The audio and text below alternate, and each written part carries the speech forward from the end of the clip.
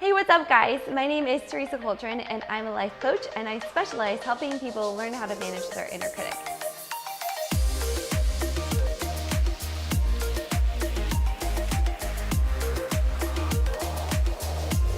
So today I want to talk to you about kind of a big topic, especially with women. I want to talk to you about learning how to speak your truth and ask for what you need in your life. This may sound very simple, but I know that there are lots of us that actually struggle with this in our lives. I'm someone who tends to really love to keep harmony and peace in all areas of my life. I don't like to rock the boat, which means I tend to hold my tongue a little bit or hold things back and not actually say what I'm really thinking or say what I really need, just to avoid disrupting harmony or putting someone else out in the situation. And in turn, over time, I know some of you out there, you definitely do this. In time, you start to kind of build up a bunch of this resentment inside because you're never actually getting what you want or doing what you want. Because you're always compromising and worrying about the other person in the situation. So this can tend to be a recipe for a meltdown coming, for sure. Ooh, delicious stupid cookie. I think I'll... Maybe it's better if I dip it in their chocolate. Oh! Is this what you want, Lillian?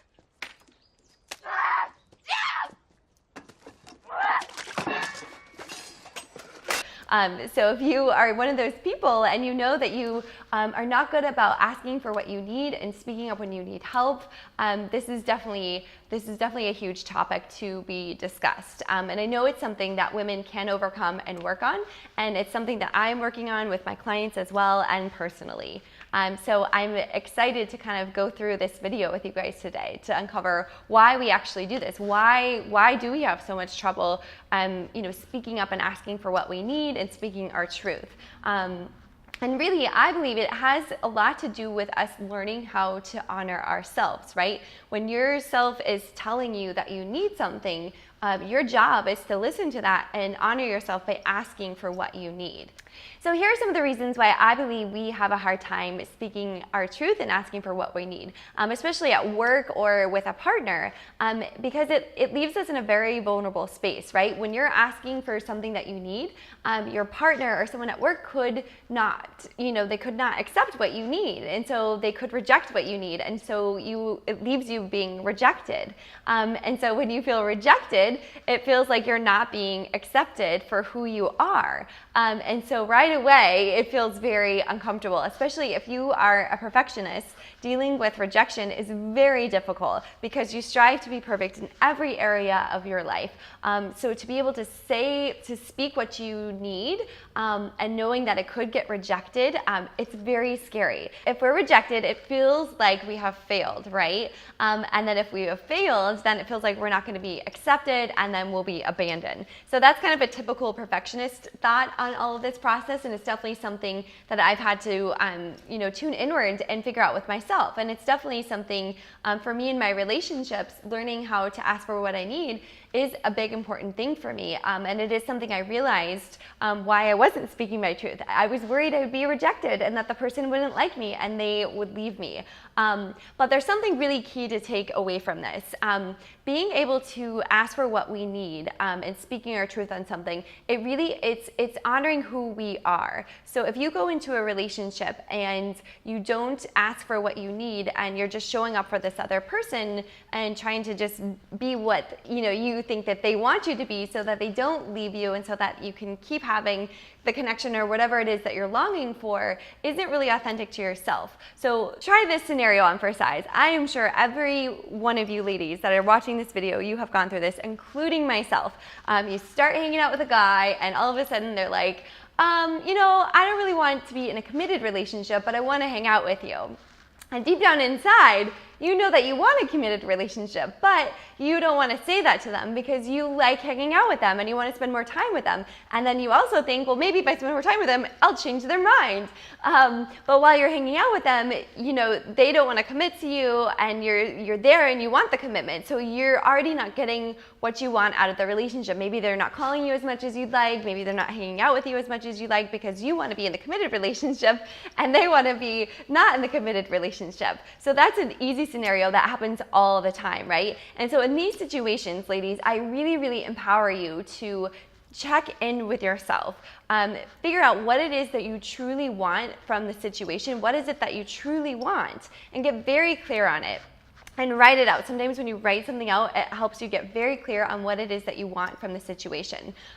Once you've got that clear and figured out, then decide what you're willing to compromise on, and what you are not willing to compromise on, and stick with it, and stay with that. You deserve to have what you want in life.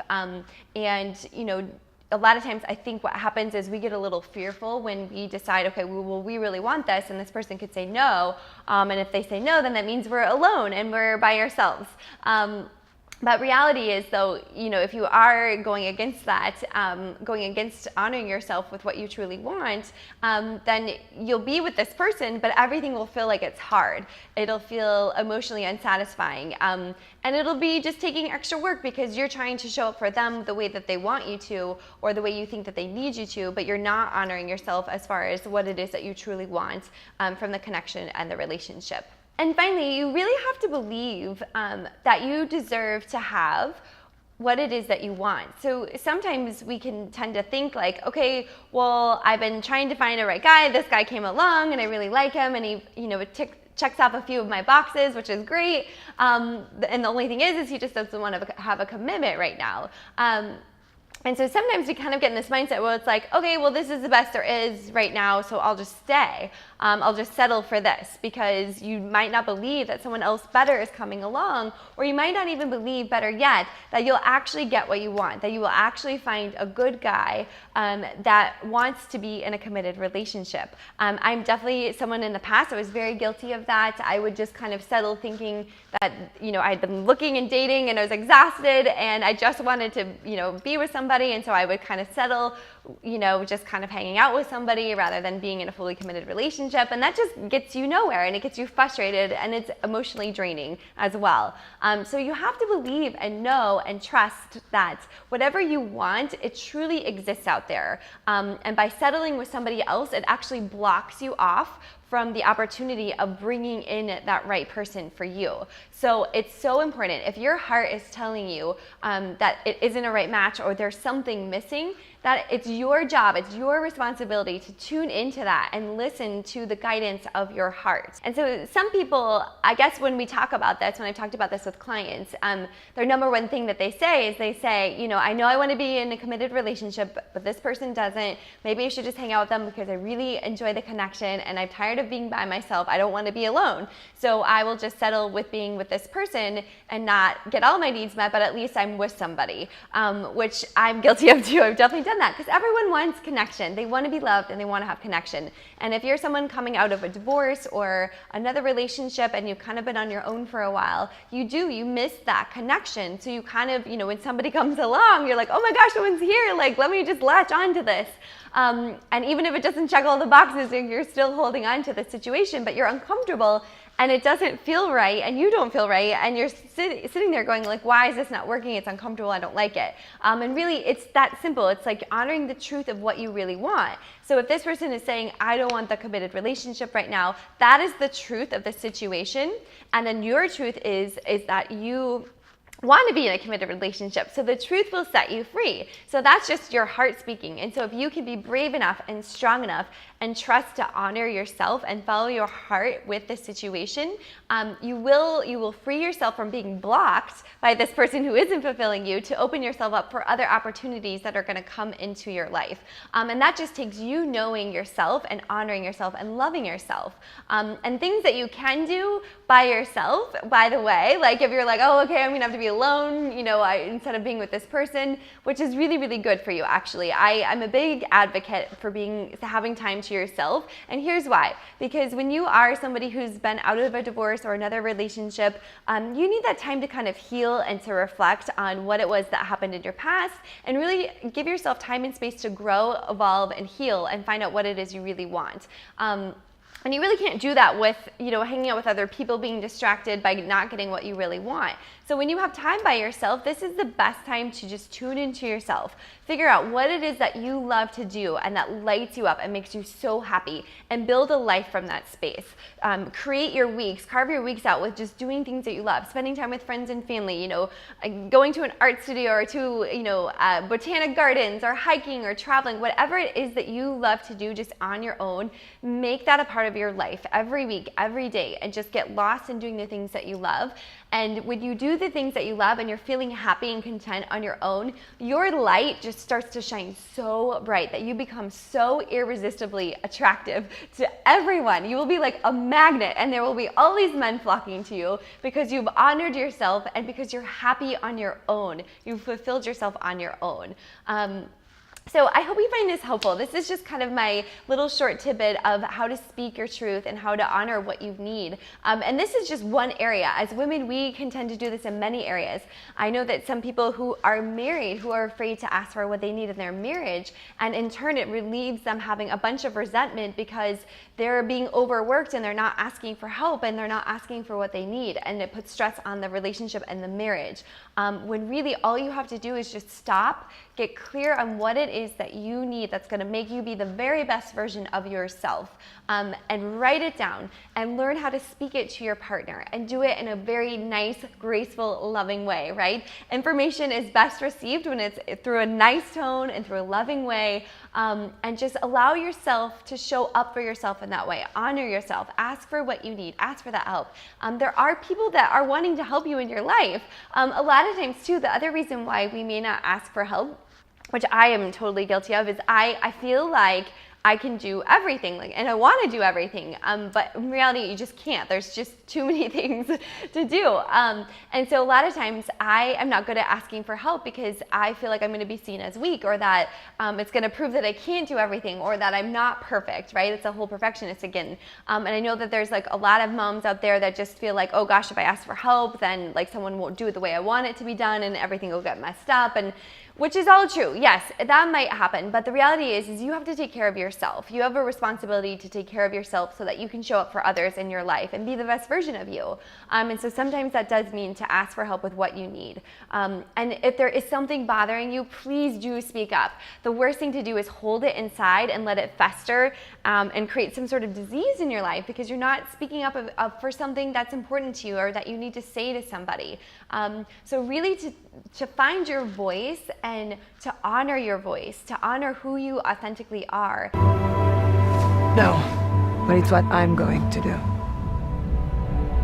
And being brave enough to show up for that, even if others reject you. If someone rejects you, if you show up and you're speaking your heart, you're speaking, straight from your heart, you're speaking who you are, and if that other person rejects you, again, that's the truth, and the truth will set you free. And so if that person doesn't accept you, then great. Like, you don't want somebody in your life that doesn't accept you. You don't have to settle for that. And so let that be a wake-up sign to just know that whatever you want, you deserve to have every bit of it. You deserve to be happy and thriving, and you deserve to be having what you want in life. So just really try to listen to that voice inside you. Try to honor that voice and listen to what it's telling you. And just get brave, write it down, and just see what it looks like. And just show up with your partner or coworker, whatever the situation is. Just show up with love for yourself and the other person, and just ask for what you need. So that's just the intro to all of this. I hope you found this so helpful. I'm super passionate about helping you along your journey. Life is so full of excitement and drama and trauma, whatever. And I offer a free 30-minute consultation. So if you want to talk more about these situations, about speaking your truth, please contact me. I'd love to meet you and help you through any situation you're at. Also, I have a YouTube channel. You can find me under Teresa Coltrane, just under my name, and search for more resources and videos, and go ahead and subscribe to my channel. I would love it. I'm also on Instagram at Let Go Live, and my website is letgolivecoaching.com. And again, you can get a free 30 session there, or if you find me on Instagram. So you deserve to be happy and thriving in your life. So go out there, share your light with others. I love you and thank you for tuning in, and keep watching, keep subscribing, and I'm sending just so much love and light to you in your world.